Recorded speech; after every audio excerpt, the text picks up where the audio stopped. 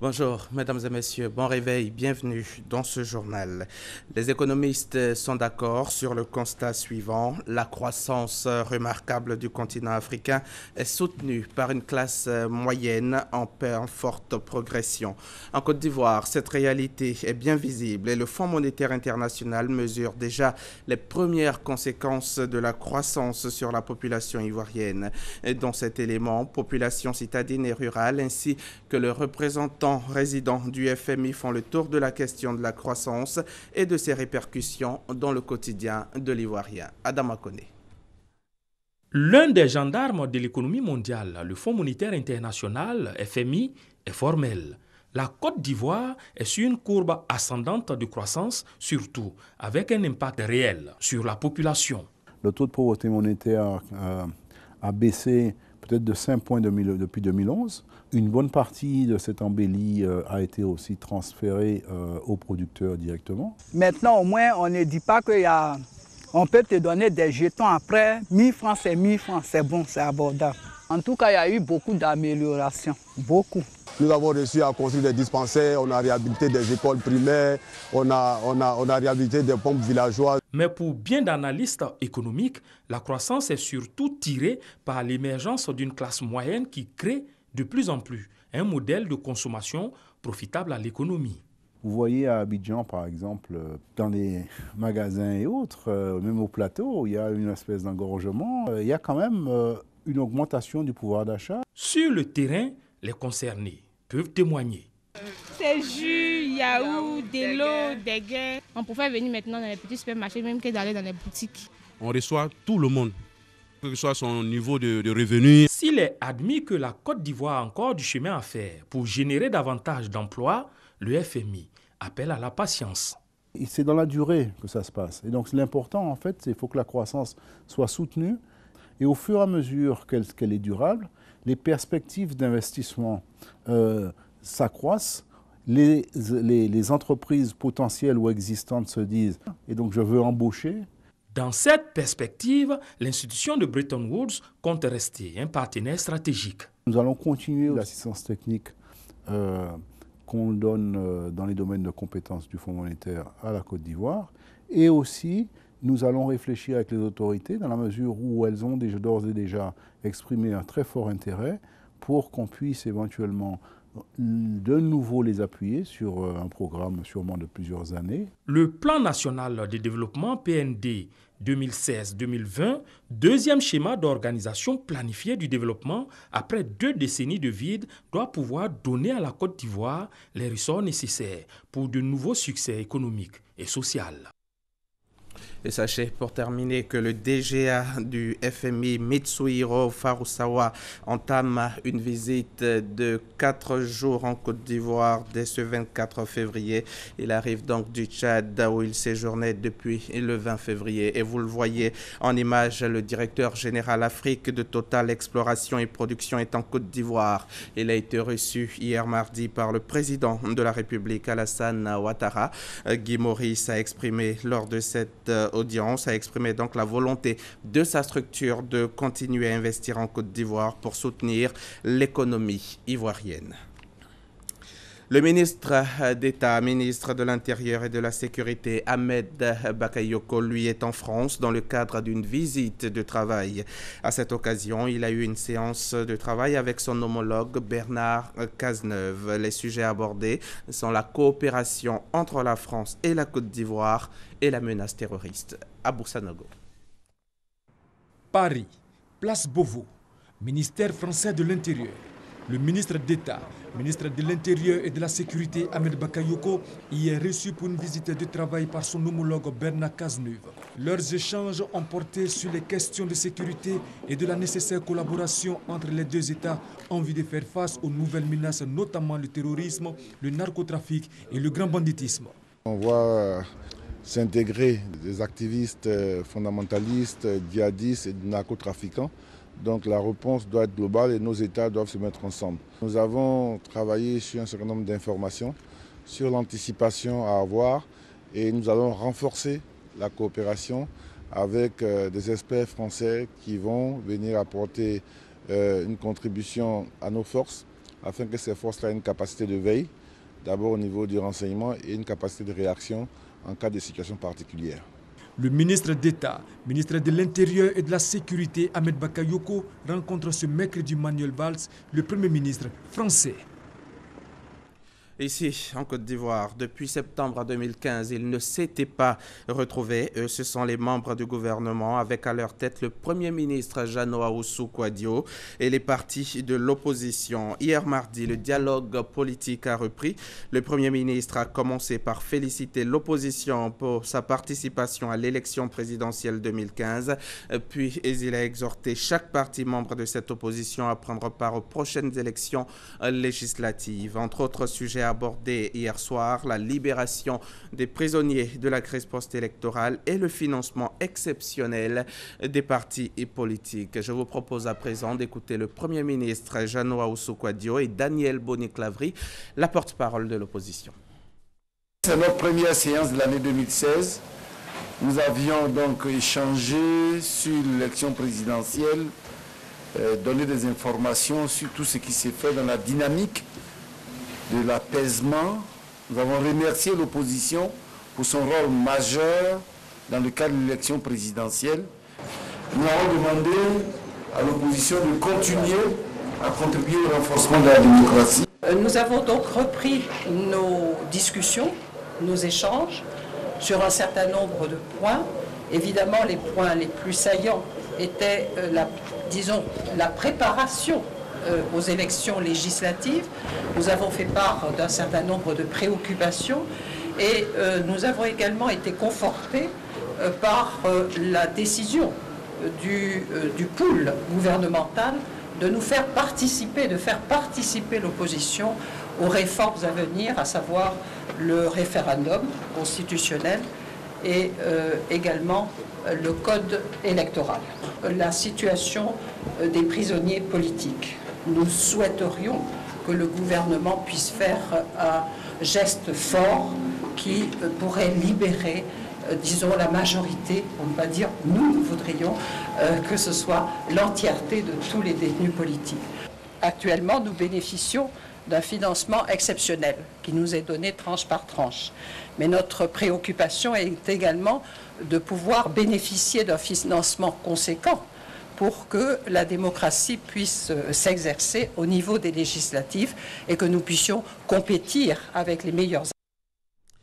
La Commission nationale des droits de l'homme en Côte d'Ivoire veut apporter sa touche à la cohésion sociale dans le pays, et cela dans le domaine du foncier rural dans les régions du Guémon et du Cavali. La CNDHCI a organisé une table ronde en vue d'échanger sur le plan des activités du projet de vulgarisation des droits fonciers ruraux dans les dites régions. Cette séance de travail a eu lieu hier mardi 23 février à son siège au Des-Plateaux. On en parle avec Salima Toudia. Comment régulariser la situation du foncier rural en Côte d'Ivoire? Comment contribuer à la jouissance des droits fonciers des populations ivoiriennes? Voilà, entre autres, les points qui ont été abordés au cours d'une table ronde d'échange organisée par la Commission nationale des droits de l'homme en Côte d'Ivoire. Et ce après prospection, formation et sensibilisation sur le foncier rural dans les régions du Guémon et du Cavali. Nous avons initié cette rencontre bilan pour faire le point d'abord de ce que nous avons fait en matière d'exécution de la loi relative au domaine foncier rural, mais aussi surtout proposer une plateforme d'arguments. C'est un domaine sensible. Nous pensons avoir réussi à mettre ensemble toutes ces personnalités, tous ces sachants, pour que les propositions qui seront faites aident à renforcer la cohésion sociale. Encourager les populations à se faire établir les certificats fonciers, simplifier la procédure et le coût de délivrance des actes, ou encore renforcer les capacités des comités villageois de gestion du foncier rural, ce sont quelques solutions préconisées pour éviter les conflits fonciers. La solution, c'est déjà la mise en œuvre de la loi. Parce que la mise en œuvre de la loi permet de clarifier tous les droits qui sont exercés sur la terre. C'est vrai que c'est une tâche difficile lorsqu'il y a des conflits, mais justement lorsqu'on a fini de régler ces problèmes, la paix revient et elle revient de façon durable. À ce jour, ce sont 1730 certificats fonciers qui ont été délivrés, dont 159 à des femmes.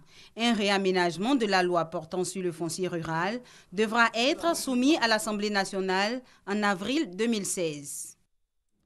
Le reportage de Salima Toudi a été commenté pour vous par Sidonie et Davila. Direction Bouaké, où le conseil régional de Bouaké a tenu sa première session ordinaire du conseil au titre de l'année 2016.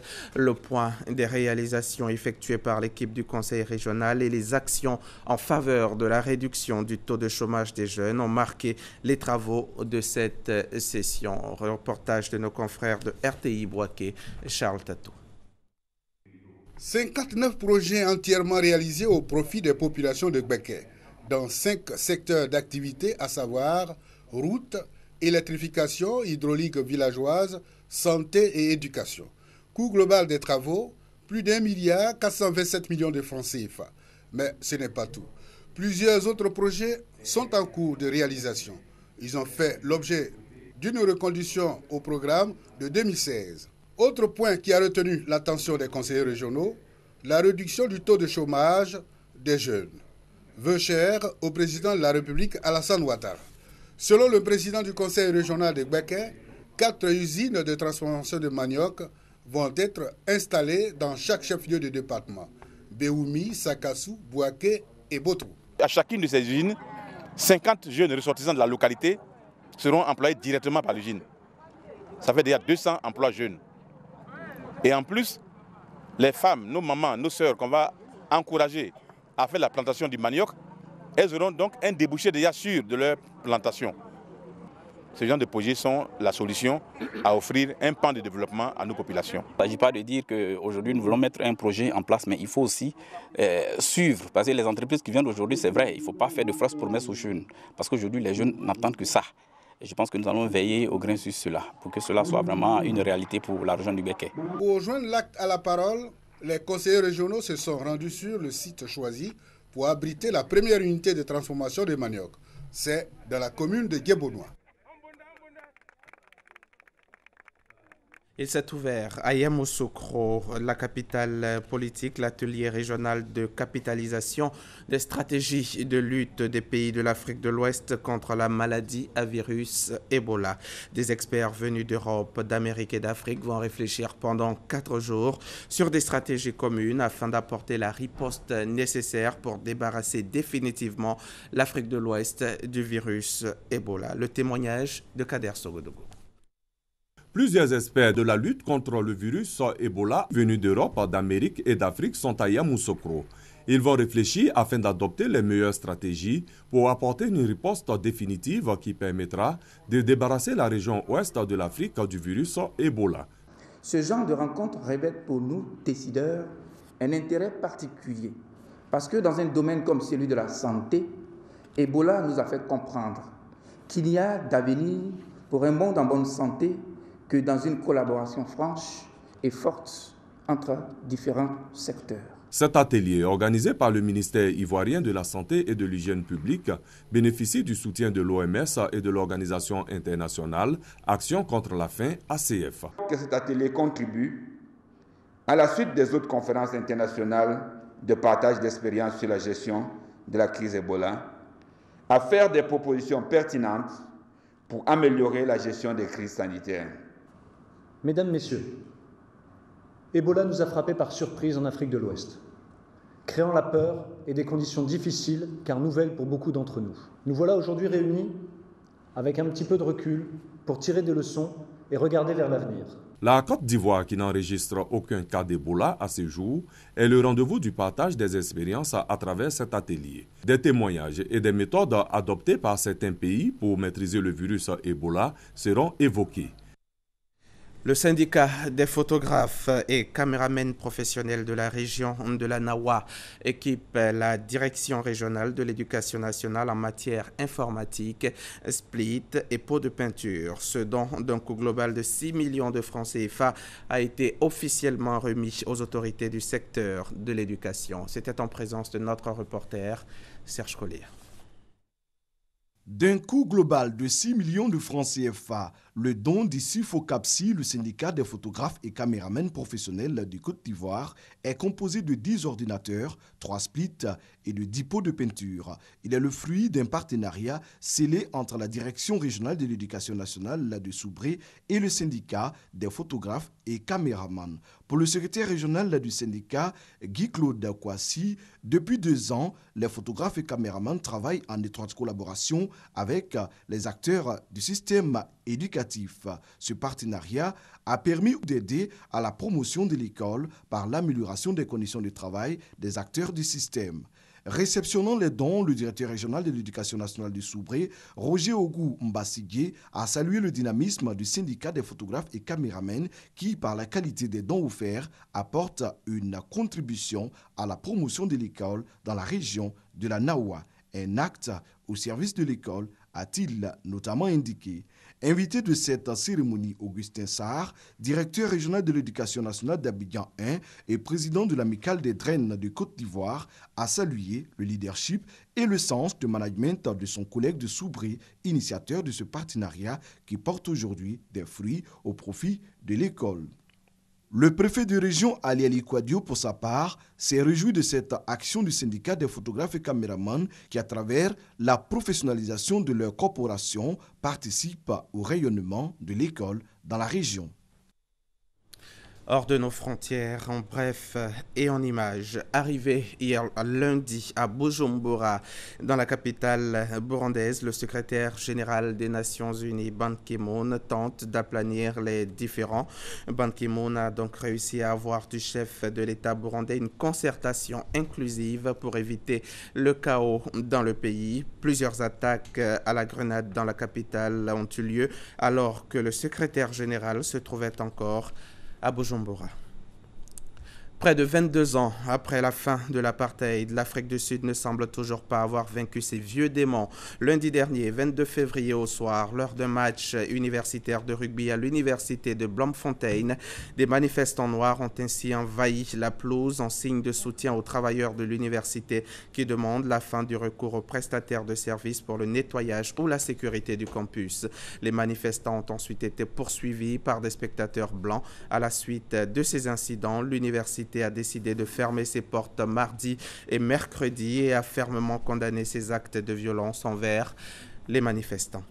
Le président américain, qui avait fait de la fermeture de la prison installée sur une base américaine à Cuba l'une des promesses de la campagne électorale de 2008, présente au Congrès un plan de fermeture de Guantanamo. Il a déclaré que le maintien de la prison de Guantanamo était contraire aux valeurs de l'Amérique et nuisait à l'image des États-Unis sur le plan international. 13 sites seraient à l'étude sur le territoire des États-Unis où les détenus de Guantanamo pourraient être transférés. Le coût total de ce transfert se situe dans une fourchette de 290 à 475 millions de dollars. Il reste à ce jour 91 détenus dans cette prison qui en a un temps accueilli près de 800. 35 d'entre eux pourraient être transférés dans des pays tiers dans les mois à venir. La détention sur le sol américain plutôt qu'à Guantanamo engendrerait des économies annuelles de l'ordre de 65 à 85 millions de dollars par an, ce qui permettrait donc d'amortir le coût de transfert en 3 ou 5 ans. Sans surprise, le projet a immédiatement suscité de vives réactions dans le camp républicain. Ban Ki-moon est arrivé mardi soir, hier donc en République démocratique du Congo. Il doit rencontrer aujourd'hui même, mercredi, le président Joseph Kabila, l'opposition et la majorité pour tenter de trouver une solution à ce qui ressemble de plus en plus à une crise politique, alors que la perspective de l'élection présidentielle dont la date est prévue par la Constitution s'éloigne. Il était hier dans l'est du pays où il a visité au pas de course un camp de déplacés dans la localité de Kinshasa. Les électeurs nigériens doivent faire preuve de patience. Les résultats de la présidentielle continuent d'arriver au compte-gouttes. Ils ne concernent pour l'instant qu'une petite frange de l'électorat. Il est donc trop tôt pour en tirer une quelconque tendance, même régionale. Mais les chiffres donnés dans certaines communes sont déjà contestés par plusieurs partis politiques, dont les 4 qui composent la coalition pour l'alternance 2016. En Centrafrique, l'autorité nationale des élections ANEL a dévoilé les résultats provisoires du premier tour des législatives centrafricaines. Sur les 140 circonscriptions, 45 ont un député élu dès le premier tour. Mais ces chiffres sont provisoires puisqu'ils doivent encore être validés par la Cour constitutionnelle de transition après examen des recours. Et puis, pour terminer, qui sera le candidat qui représentera le Parti républicain à l'élection présidentielle en novembre aux États-Unis? Au sein du camp conservateur, le champ des concurrents s'est éclairci. Ils ne sont désormais plus que 5 à briguer l'investiture républicaine. Mais la bataille entre les prétendants est toujours aussi féroce, d'autant plus que Donald Trump continue à mener la danse. Un succès inattendu qui prend le cours d'un parti républicain en quête fébrile d'une alternative au tonitruant et dérangeant multimilliardaire. Bonne journée de mercredi sur notre chaîne.